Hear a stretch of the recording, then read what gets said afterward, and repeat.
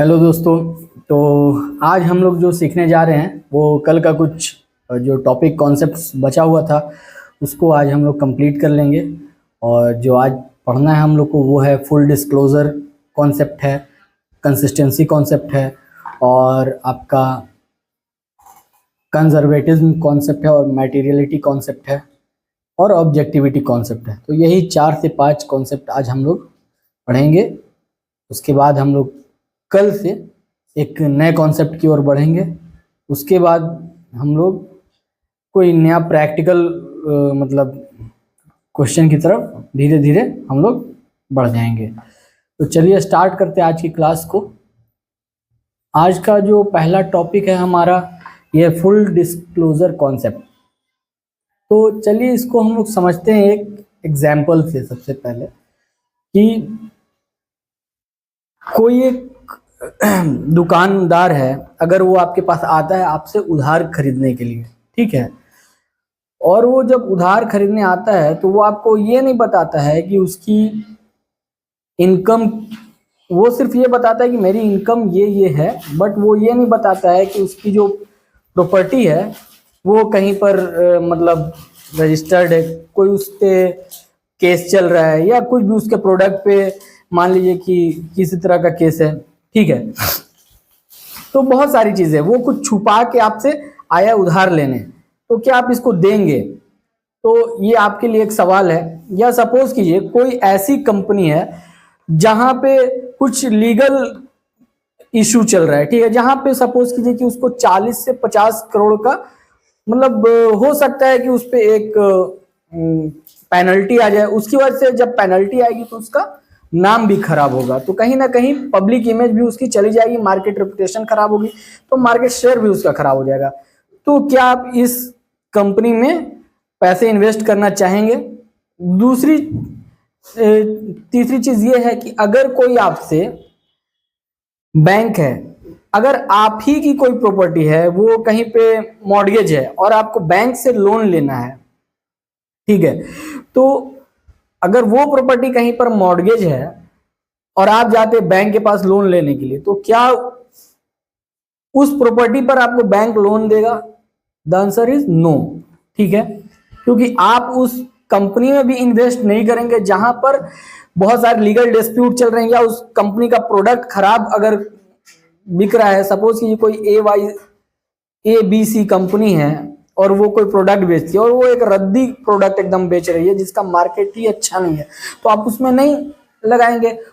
और उस पर कुछ केस मुकदमा चल रहा है तो भी आप नहीं जाएंगे। तो कंपनी को क्या है कि आपका ये मानना है कि आप से कोई भी कंपनी या कोई भी आदमी कोई भी छुपाए ना, अगर जो भी उसके साथ में हो रहा है वो सारा कुछ एकदम डिटेल में आपको बता दे, जिससे आप अपना डिसीजन ले सके, ठीक है।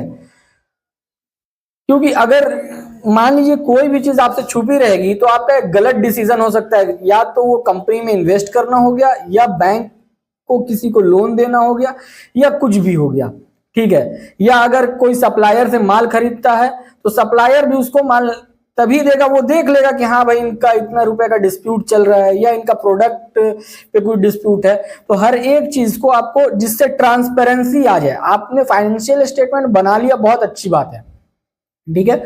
अब बनाने के बाद भी बहुत सारी चीजें होती है कि आपको हर एक चीज को डिस्क्लोज करना है कि आप कैसे बना रहे हैं, इसका क्या अकाउंटिंग पॉलिसी है आपकी, या कुछ लीगल डिस्प्यूट तो नहीं चल रहा है। बहुत सारी चीजें जिसको हम लोग को अपने फाइनेंशियल स्टेटमेंट में डिस्क्लोज करना पड़ता है। तो यही हो, जिससे हमको क्या होता है कि एक ट्रांसपेरेंसी आ जाती है मेरी पूरी फाइनेंशियल स्टेटमेंट में, जो कि हम लोग फुट नोट में भी दे देते हैं, ठीक है। तो यही होता है मेरा फुल डिस्क्लोजर कॉन्सेप्ट, ठीक है। तो आइए इसका एक बार हम लोग रीडिंग भी कर लेते हैं। Information provided by financial statement are used by different group of people such as investor, lender, supplier and others in taking various financial decision. In the corporate form of organization, there is a distinction between those managing the affair of the enterprise and those owning it, ठीक है। Financial statement however are the only basic mean of communicating financial information to all interested party. It becomes all more important. Therefore, the financial statement makes a full and fair, adequate disclosure of all information which is relevant in taking decision. अब जैसे कि company में क्या होता है कि company का मालिक कोई और होता है और कंपनी को चला कोई और रहा होता है। जैसे अगर आप कोई शेयर खरीदते हैं तो आप भी मालिक हो जाते हैं उस कंपनी के, बट उस कंपनी को चलाते उसके MD, CEO, board of directors, ये सारे मिलकर उसको मैनेज करते हैं। तो अब कंपनी में क्या चल रहा है डे बाय डे, उसकी एक्टिविटी क्या हो रही है, ये तो हर एक शेयर होल्डर को नहीं पता होगा, ठीक है। तो ये इसीलिए क्या होता है कि फुल डिस्क्लोजर, उसको मैनेज करने वाले अलग हैं तो वही जान रहे होंगे कि मैनेज जो कर रहे हैं वही जान रहे हैं कि कंपनी में अभी क्या चल रहा है और क्या नहीं चल रहा है, मगर जो मालिक है उसको तो पता ही नहीं है। तो इसी और फाइनेंशियल स्टेटमेंट ही एक ऐसा इंफॉर्मेशन है जो कि बताता है कि कंपनी कैसी चल रही है। तो फाइनेंशियल स्टेटमेंट में हर एक तरह का अगर डिस्क्लोजर रहेगा, सारी चीज को फुली डिस्क्लोज कर दिया जाएगा, तो उसको हर एक चीज की नॉलेज हो जाएगी कंपनी में अभी फिलहाल क्या चल रहा है, ठीक है। तो यही है full disclosure concept. The principle of full disclosure required that all material and relevant fact concerning financial performance of an enterprise must be fully and completely disclosed in the financial statement and their accompanying footnotes. And this is to enable the user to make correct assessment about the profitability and financial soundness of enterprise and help them to take informed decision. जैसा कि मैंने अभी बताया कि कोई भी stake holder है, अगर उसको फुल डिस्क्लोजर मिल गया उसके फाइनेंशियल स्टेटमेंट के बारे में या उसकी कंपनी के बारे में, तो वो क्या एक इन्फॉर्म डिसीजन लेगा। कुछ भी डिसीजन लेगा तो वो अच्छी तरीके से सोच और समझ के लेगा, ऐसा नहीं है कि अनजाने में किसी चीज का डिसीजन हो जाएगा, ठीक है। The principle of full disclosure requires that all material and relevant fact concerning financial performance of an enterprise must be fully and completely disclosed in the financial statement and their accompanying footnotes. This is to enable the user to correct assessment about the profitability and financial soundness of enterprise and help them to take informed decision. और to ensure, ये तो खैर अभी इसको छोड़ दीजिए, ये बाद में देखेंगे क्योंकि अभी कंपनी एक्ट 2013 आ गया, यहाँ पे कंपनी एक्ट 1956 है। तो फुल डिस्क्लोजर कॉन्सेप्ट का मतलब यही है कि अगर कोई भी कंपनी है तो उसको अपना फाइनेंशियल स्टेटमेंट जब भी वो अपने स्टेक होल्डर को दे तो सारी चीज को फुल्ली डिस्क्लोज करके दे, जिससे उसके स्टेक होल्डर को पता चल सके। क्योंकि कंपनी जो होती है, आप वो जो होती है वो अपने बोर्ड ऑफ डायरेक्टर और डायरेक्टर उसको चलाते हैं, वो वही उसको डे टू डे एक्टिविटी में मैनेज करते हैं, ना कि उसके शेयर होल्डर जो कि मालिक होते हैं।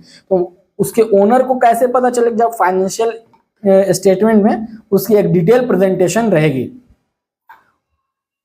अब आइए कंसिस्टेंसी कॉन्सेप्ट। तो कंसिस्टेंसी कॉन्सेप्ट क्या होता है कि एक कंपनी है जो कभी, जैसे डिप्रिसिएशन जो होता है वो उसका बहुत सारा मेथड है। तो एक मेथड तो ये होता है कि SLM, स्ट्रेट लाइन मेथड, और एक होता है WDV, written down value method.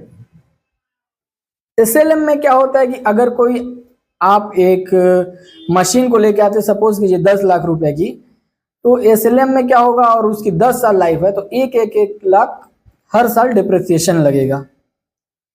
और यही अगर आप WDV फॉलो करते हैं तो इसमें क्या होगा, 10% से अगर डिप्रिसिएशन लग रहा है तो पहले साल लगेगा 1 लाख, फिर 1 लाख हो गया तो अब मशीन की वैल्यू बच गई 90,000, 9 लाख।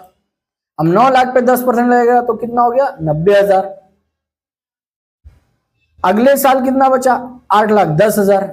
अब 8,10,000 पे कितना डिप्रिसिएशन लगेगा 10% के हिसाब से, 81,000। मतलब पहले साल जो डिप्रिसिएशन लगा वो 1 लाख का लगा, उसके अगले साल लग रहा है 90,000 का, और उसके अगले साल जो लग रहा है वो 81,000 का लग रहा है। मगर SLM में क्या हो रहा है, 1 लाख का हर साल डिप्रिसिएशन लगेगा। अब यहां पे अगर एक कंपनी है और वो कभी पहले साल में फॉलो करती है स्ट्रेट लाइन मेथड, फिर उसके बाद फॉलो करती है WDV मेथड, फिर उसका मन करता है फिर स्ट्रेट लाइन मेथड।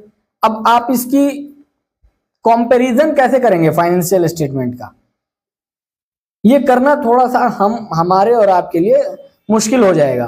क्यों? क्योंकि कभी वो 1 लाख से अपना प्रॉफिट घटा रहा है और कभी 80,000 से, कभी 81,000 से, कभी 90,000 से, तो ये मैच नहीं करेगा, प्रॉपरली मैच नहीं करेगा।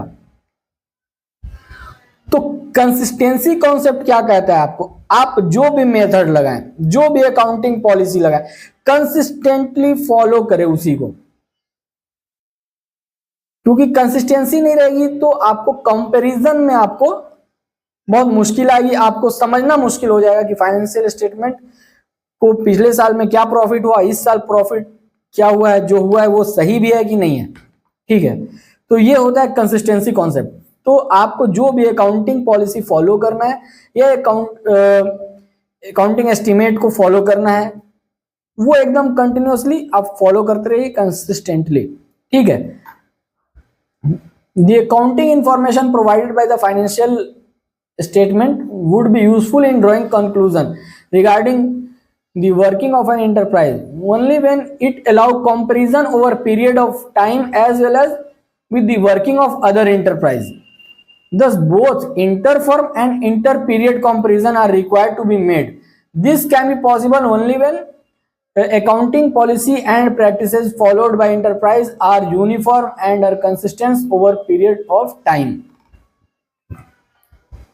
यहाँ पे वही बात लिखी हुई है कि आप जो भी अकाउंटिंग पॉलिसी या अकाउंटिंग प्रैक्टिस कर रहे हो आप कंसिस्टेंटली फॉलो करें, जिससे आपका इंटर फर्म है, यानी एक फर्म से दूसरे फर्म में भी जब आपको कंपैरिजन करना है तो आप कंपैरिजन करने के लायक रहें। वो कुछ और फॉलो करता है, आप कुछ और फॉलो करेंगे तो क्या होगा कि इसमें आपका कंपैरिजन नहीं हो सकेगा। ठीक है, तो to illustrate, an investor want to know the financial performance of an enterprise in the current year as compared to that previous year. He may compare this year net profit with that in the last year. But if the accounting policy adopted, say with respect to the depreciation in 2 years are different, the profit figure will not be comparable because the method adopted for the valuation of a stock in the past 2 year is inconsistent. वही जैसे कि closing stock में भी बहुत सारा method होता है, LIFO method है, फीफो मेथड है। अगर कभी आप फर्स्ट इन फर्स्ट आउट पे क्लोजिंग स्टॉक को वैल्यू कर रहे हैं, कभी लास्ट इन फर्स्ट आउट को कर रहे हैं, तो इससे क्या है कि आपकी अकाउंटिंग प्रैक्टिस तो रेगुलर है ही नहीं, कंसिस्टेंट है ही नहीं, तो आप कैसे कंपैरिजन करेंगे। तो यही है कि आपको जो भी फॉलो करना है अकाउंटिंग पॉलिसी या प्रैक्टिस को, वो कंसिस्टेंटली फॉलो करते रहना है।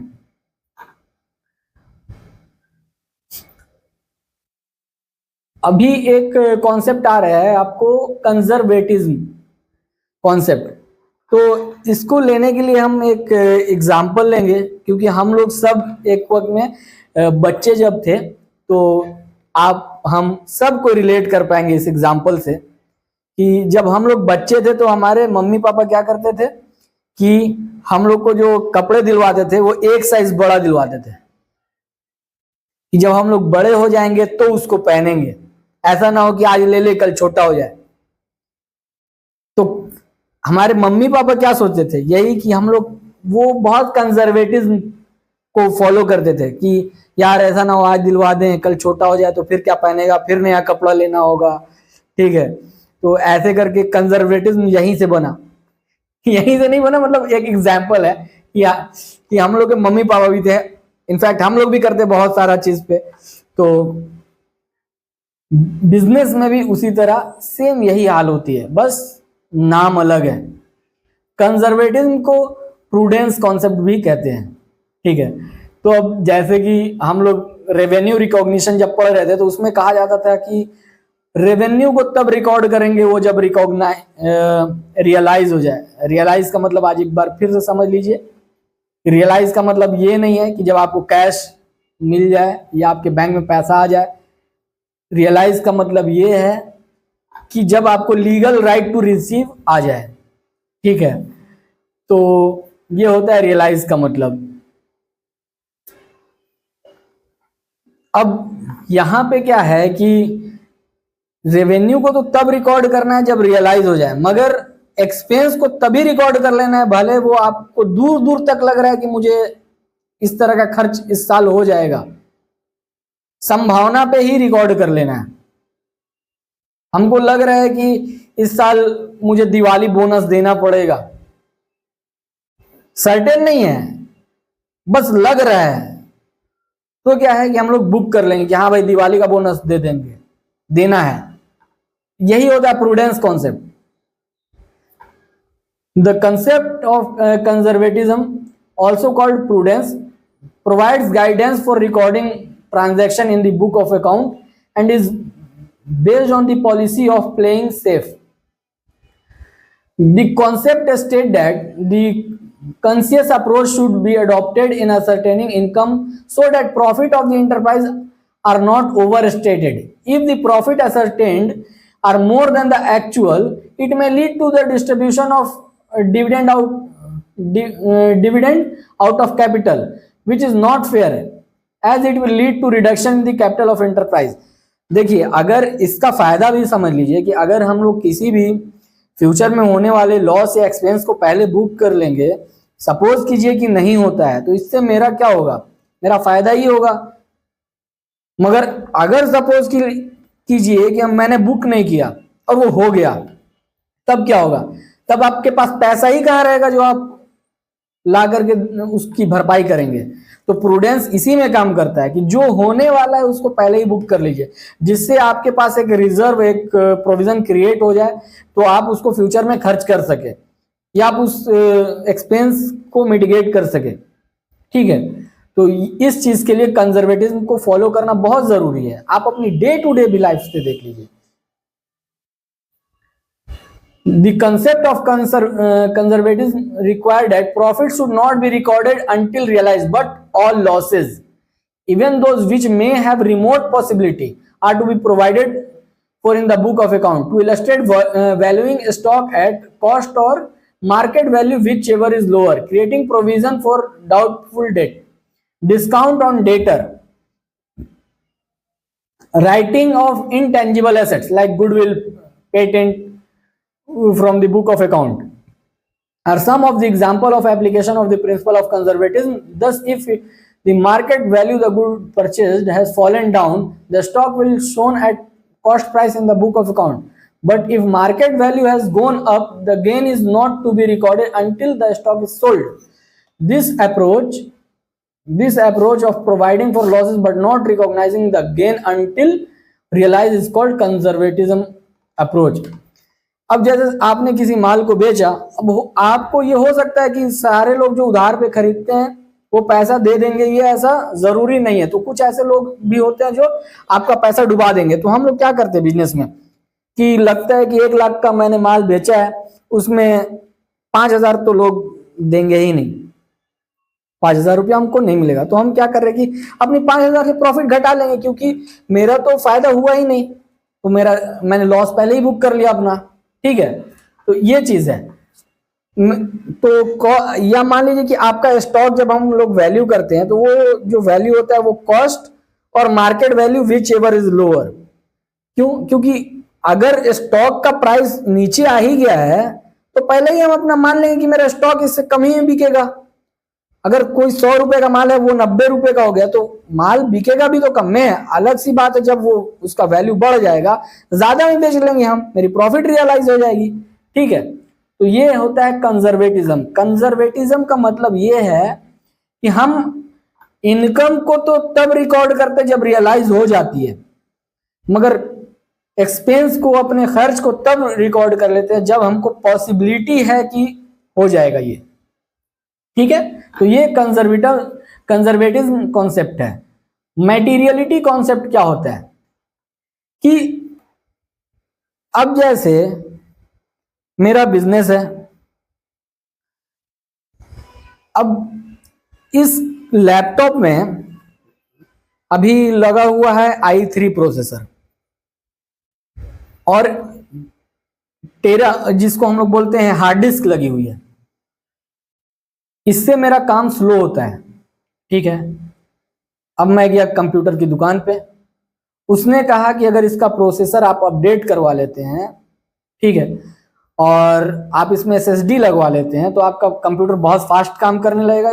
और हम भी देख रहे हैं कि यहाँ पे अगर हम ये सारी चीजें करा लेते हैं तो मेरी अर्निंग कैपेसिटी बढ़ जाएगी। तो ये एक तरीके से मेरे लिए एसेट है। बट हम जा रहे हैं कुछ रिपेयरिंग करा के ले आ रहे हैं कि ठीक है यार मेरा चार्जिंग काम नहीं कर रहा है, चार्जिंग बना दो। ये क्या है? ये तो कोई मटेरियल खर्चा ही नहीं है, एक तरह का मेरा एक्सपेंस है। तो या हम अपने ऑफिस में लेकर के आ रहे हैं पेन, पेंसिल, शार्पनर, न्यूज़पेपर, ये एक मटेरियल तो है नहीं, छोटा मोटा खर्चा है, इसको बुक कर लो।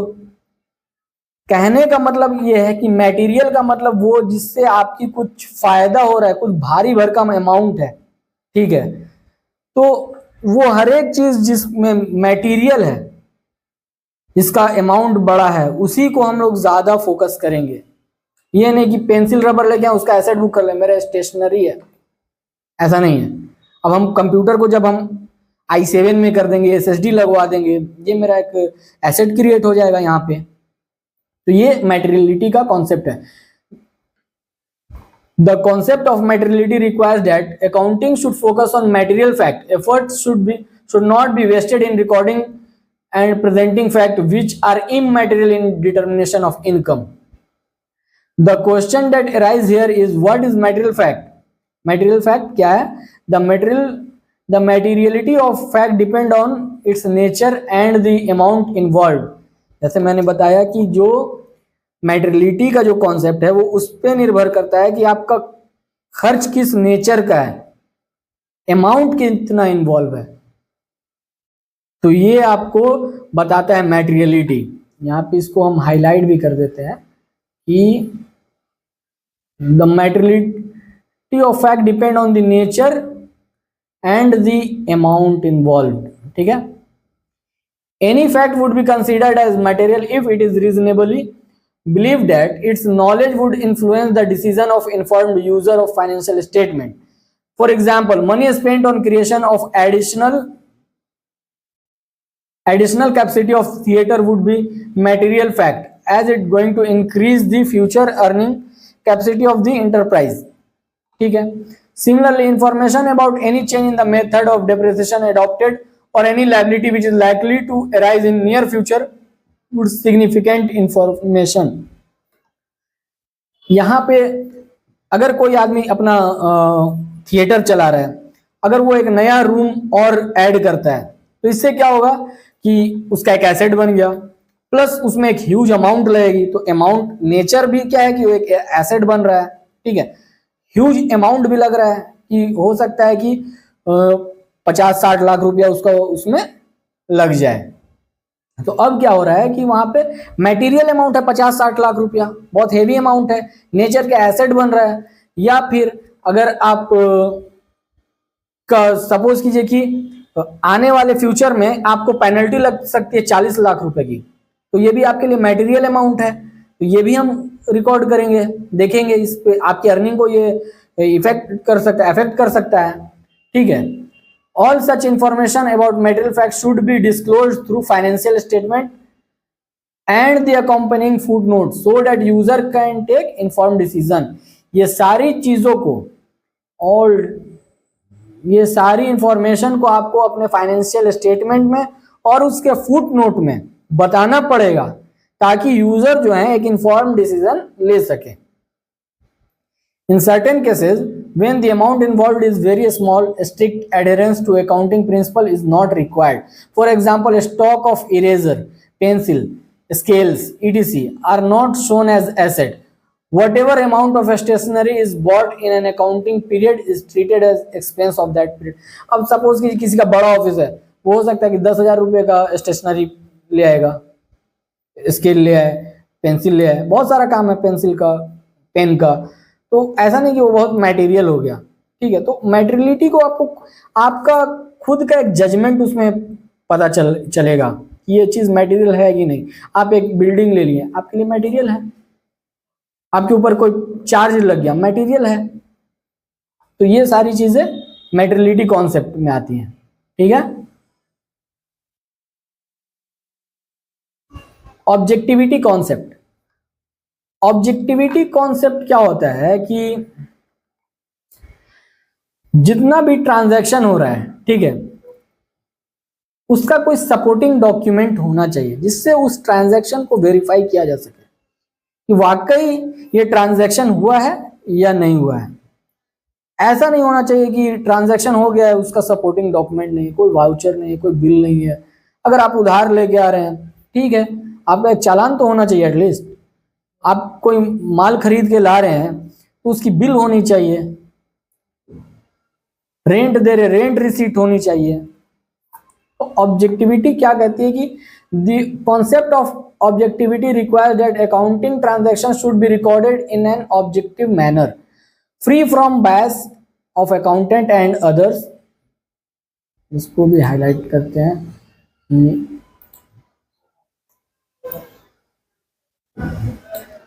this can be possible when each of the transaction is supported by verifiable document or voucher. For example, the transaction for the purchase of material may be supported by the cash receipt or money paid if same purchased on cash or copy of invoice and delivery challan if the same is purchased on credit.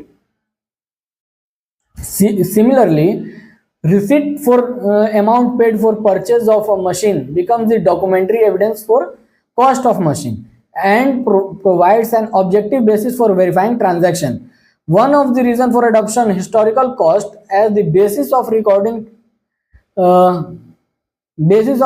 accounting transaction is that adherence to the principle of objectivity is made possible by it. As stated above, the cost actually paid for the asset can be verified from the document, but it is very difficult to ascertain the market value of the asset until it actually sold.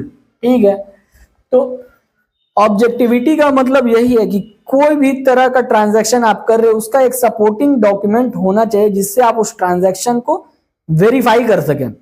आप एक machine लेकर के आते हैं तो machine का कुछ तो इनवॉइस होगा, कोई चालान होगा, डिलीवरी चालान होगा, तो ये सारी चीजों को से ही वो ट्रांजैक्शन वेरीफाई हो सकता है। तो ऑब्जेक्टिविटी का मतलब ही यही है कि किसी की बायसनेस में कोई भी ट्रांजैक्शन नहीं होना चाहिए, ठीक है। तो आज ये जो सारे अकाउंटिंग कॉन्सेप्ट हैं ये तो आज कंप्लीट हो चुके हैं। कल से हम लोग पढ़ेंगे सिस्टम ऑफ अकाउंटिंग और बेसिस ऑफ अकाउंटिंग। इसके बाद हम लोग न्यूमेरिकल क्वेश्चन के पीछे भी जाएंगे और धीरे धीरे अब हम लोग नए कॉन्सेप्ट की तरफ बढ़ेंगे। यहाँ पे हम लोग न्यूमेरिकल्स को भी सीखेंगे और नए नए कॉन्सेप्ट की तरफ आगे बढ़ते रहेंगे, ठीक है। तो आज के लिए इतना ही।